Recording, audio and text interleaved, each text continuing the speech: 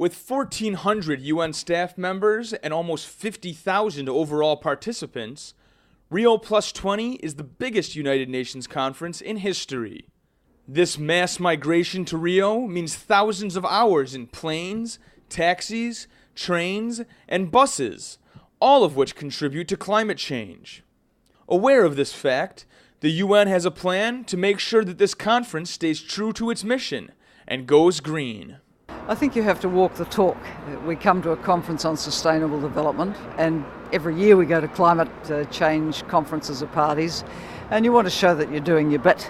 So we have a program to move our own organisation towards carbon neutrality. So tonight we are to witness that the UN truly walks the talk on climate change here in Rio, and the UN comes to Rio carbon neutral. The United Nations Special Unit for South-South Cooperation, an organization run through UNDP, hosted an event on Thursday evening to launch a system-wide initiative to offset the carbon footprint from the participation of all UN system delegations to Rio Plus 20, including travel.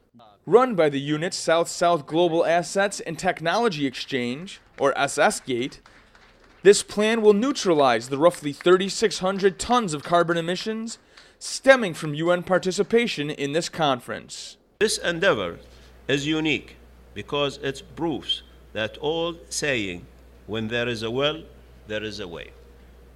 It also shows that the best way to dealing with the complex challenges is through inclusive and creative partnerships.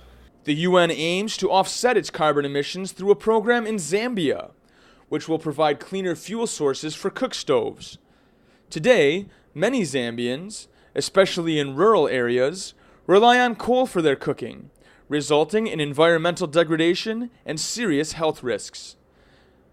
This program replaces coal with more sustainable energy sources and will reach tens of thousands of families in the Lusaka area. By replacing the use of charcoal, Zambia will be reducing its carbon dioxide emissions by 130,000 tons per annum, which is a big step towards curbing global warming and emissions. The switch from charcoal to renewable biomass is critical to sustainable development in Zambia. Speakers at tonight's launch event promised to look into ensuring that all UN conferences have carbon offsetting programs, guaranteeing that UN meetings will remain green long into the future. Reporting from Rio de Janeiro, Brazil, I'm Connor Schratz for South-South News.